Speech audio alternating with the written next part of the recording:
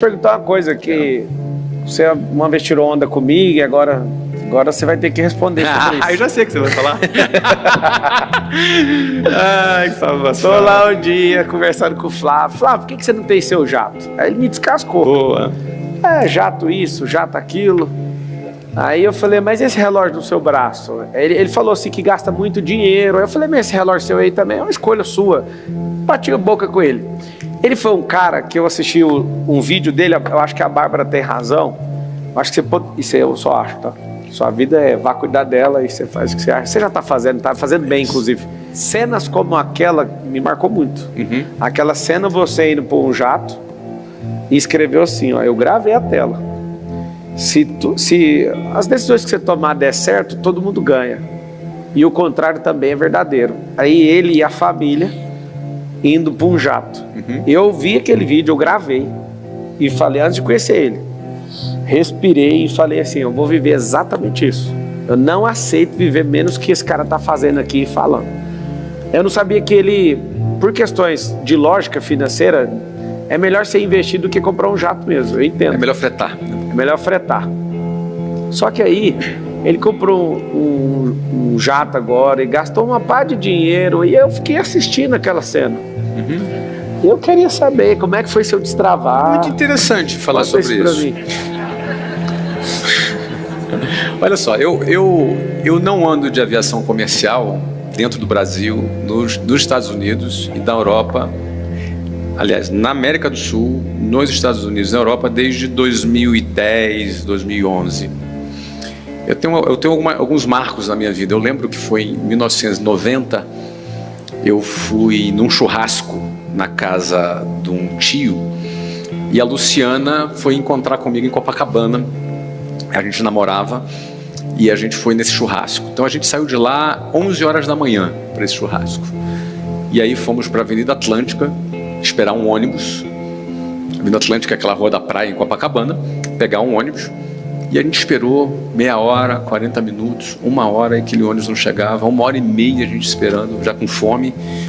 E aí decidimos pivotar a ideia, peguei um ônibus para Barra da Tijuca, pegamos lá um ônibus para Alvorada, levou mais uma hora, chegamos lá 2h30 da tarde na Alvorada, era um domingo, lotado de gente, porque era domingo, dia de praia, na Barra da Tijuca, na Alvorada, ali estava lotado. Eu fiquei mais uns 40 minutos esperando o ônibus. A gente entrou no ônibus, sentei no ônibus, tinha uma turminha bacana ali da Cidade de Deus que ficou meio que implicando comigo ali. Eu fiquei ali quieto, porque se eu encrespasse alguma coisa, eu apanhava ali dentro do ônibus. Então foi bastante desgastante. Bom, conclusão, para subindo ali uma ladeira e chegamos lá na casa do cara, era 4h30 da tarde, tinha uns pedaços secos de carne. E aquele dia eu falei, nunca mais na minha vida eu entro no ônibus. Nesse dia, nunca mais na minha vida eu vou entrar num ônibus. Esse dia eu voltei para casa de carona com esse meu tio. No dia seguinte eu comprei um carro pendurado, um Passat. Comprei um Passat 86, não era álcool não, era gasolina, era um Passat Responsa, um Passat Pointer, era um negócio bacana na época, os mais velhos vão lembrar aí, né? E cara, pendurado, não tinha dinheiro, tinha outro problema, não sabia dirigir, também não sabia dirigir, e aí fui aprender a dirigir. Eu só falei o seguinte, eu não ando mais de ônibus, até eu aprender a dirigir aquele carro, eu só andei de táxi, eu não andei mais de ônibus, nunca mais na minha vida eu andei de ônibus. Um dia em 2010 eu falei, não entro mais num avião comercial. Não entro mais. Então, a partir daquele dia, só fazia voo comercial em voos intercontinentais. Estados Unidos, Brasil, Europa. Não é? Ou seja, eu tenho aí quase 14 anos de aviação executiva. A partir de 2015 foi quando eu comecei a pensar em comprar avião. E aí eu fiz conta, eu sou um cara muito lógico, e fiz a conta que eu continuar fretando todas as vezes que eu queria, era muito mais em conta do que eu comprar. Porque quando você compra, você tem um custo de capital. Ou seja, você vai comprar um avião, 15 milhões de dólares, você deixa de ganhar 10% ao ano desses 15 milhões de dólares. 1,5 milhão de dólares é só o custo de capital. Fora o custo fixo, fora o custo variável, fora a depreciação. Porque as pessoas costumam calcular apenas o quê? O custo operacional. Eu sou bom de matemática, eu calculo também o custo de capital. Só tem uma coisa do avião, que ele é bem comprado, ele vai valorizar sempre, principalmente no Brasil, né? Ele não para de valorizar. Por causa aqui da pandemia, né? A pandemia foi um ponto fora da curva. Não é? A pandemia foi um ponto fora... Mas antes dele, toda a aviação, eu não voo há mais tempo que você, mas virei aviador nisso, eu não vi uma curva de 2008 para cá, avião desvalorizando. Talvez uma compra mal feita. Uma compra bem feita, só assim, ó, só valorização. Claro que tem a depreciação do motor e tudo. Você tem overhaul, você tem todo o custo. Já fiz 2 vezes, nem tem medo, eu já entendi o jogo. O custo você faz, exatamente. E eu nunca comprei, entendeu, Pablo? Nunca comprei. Então eu vou fretar, vou sempre fretar, sempre fretei. E aí o que eu me convencia para fretar? Cara, eu andei em Global, andei em 7X da Falcon, Falcon 900, Falcon 2000, Gulfstream, enfim. Eu cada hora vou voar no avião que eu quiser, eu contrato e ponto. Não compensa. O que mudou? Essa do pergunta. O que mudou? O que mudou é o seguinte, meu caro amigo. É um tema perigoso de falar. As pessoas precisam tomar cuidado para ouvir isso aqui. Essa fala talvez trava um pouco de pessoas e vai destravar outras Vai destravar quem precisa destravar. Isso. O ponto aqui é o seguinte, tá? Tem uma fase na tua vida que você tem que fazer conta. Você vai fazer conta. Tem uma fase na sua vida que você precisa... Por exemplo, numa determinada fase da vida, é melhor o cara alugar um apartamento do que ele comprar. Porque ele imobilizar dinheiro, aquele dinheiro pode ser muito mais aplicado num negócio e ele multiplicar muito mais do que ele preso dentro do avião.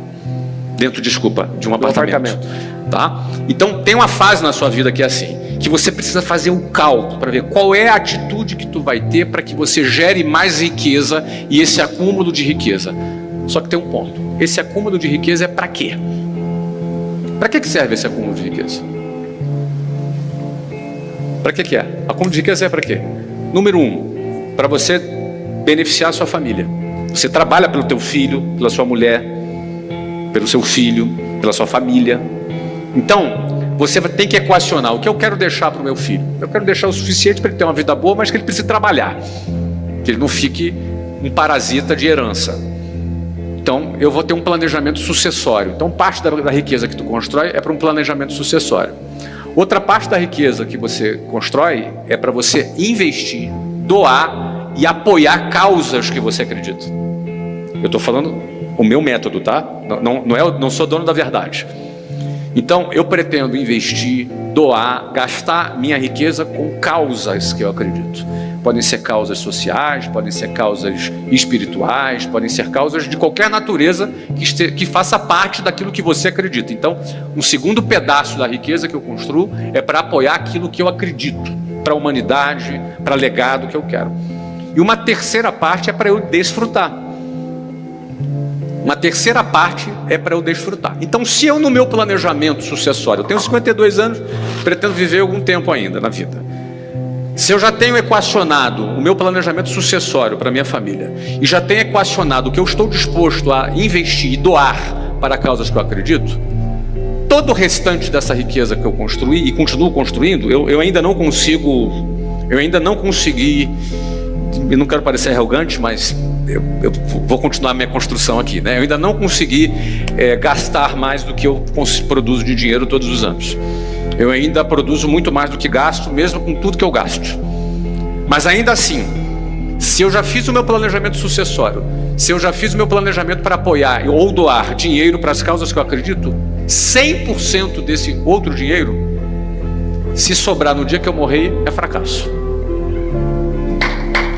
O que eu quero dizer é o seguinte.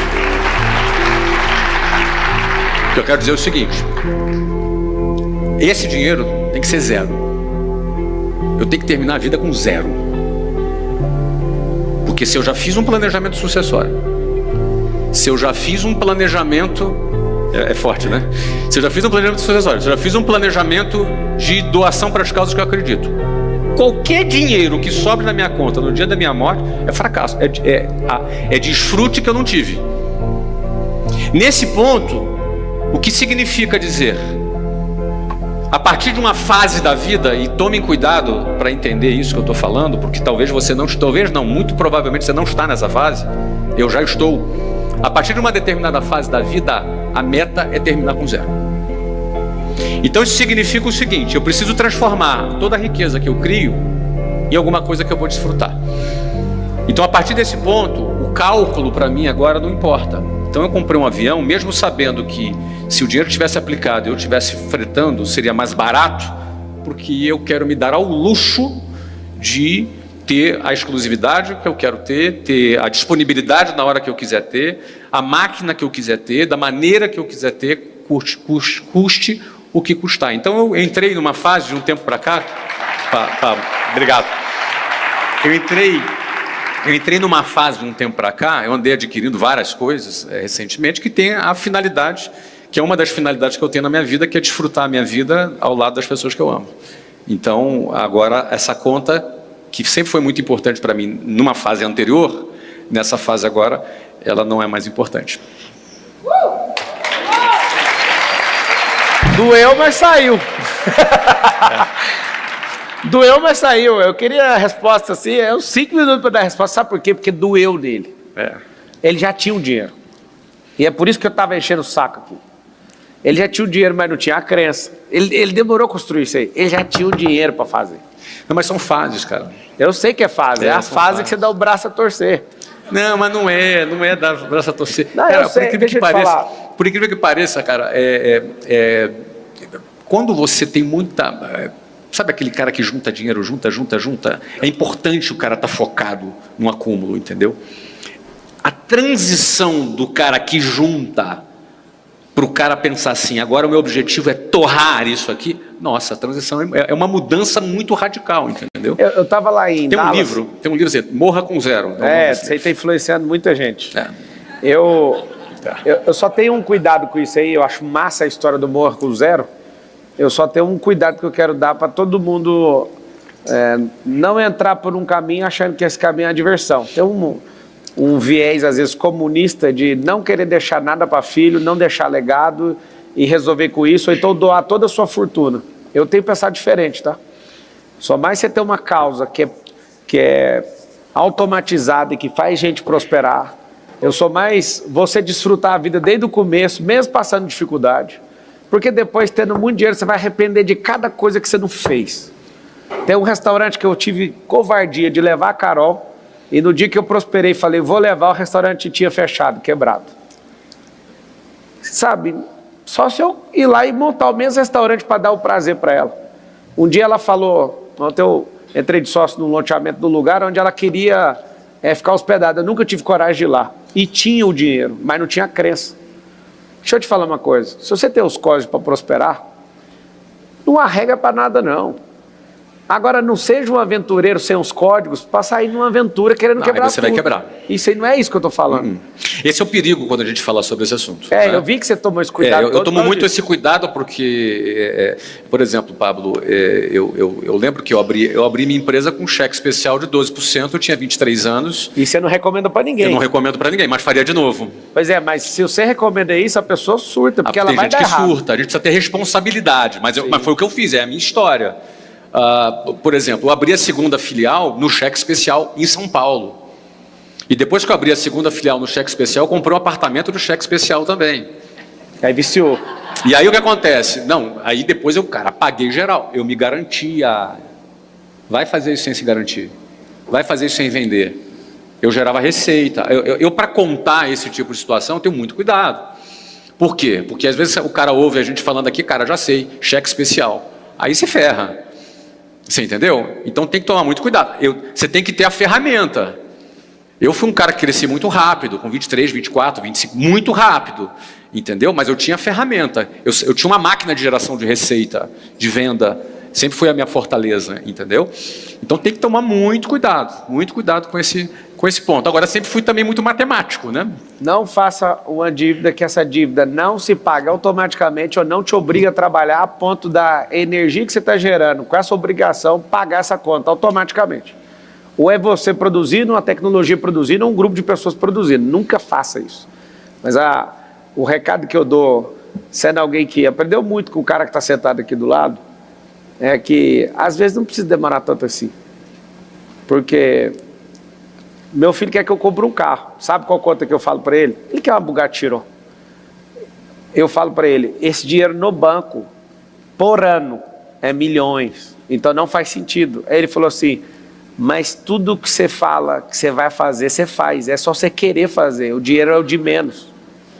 E na cabeça dele, ele é treinado a pensar assim. Só que eu penso, o que eu vou ganhar de idade com isso? O que eu vou mostrar para o mundo? Eu vou ficar parecendo um jogador de futebol? Daqui uns dias vocês vão ver, eu vou lá e compro e vai dar tudo certo. Só que essa tem que ter uma lógica. Eu acho tem que ter propósito. Tem que ter propósito. Tem que ter propósito. Eu acredito que esse negócio de você viajar muito, acho que você equacionou isso. Equacionei. E você fez 27 viagens assim, mais outras que você vai fazendo e tudo. Por que é interessante ouvir isso? A minha decisão é, não pego mais filho em Guarulhos. Acabou. Você sabe o que me fez comprar meu jato? Foi um dia estar com a minha família e os meus filhos pequenos em Guarulhos. E aí eles falaram, senhor, nós erramos aqui sua passagem, agora você vai decolar lá de Congonhas. E como é que é? Eu vou entrar num avião aqui, você vai transferir para lá? Não, você vai de táxi. Aí eu fui, aí vocês falam, cara, vocês são frescos, o problema dele foi ônibus, o seu é táxi. É o dia da revolta. É o dia que você fala assim, ó, daqui para frente eu não vou fazer isso mais.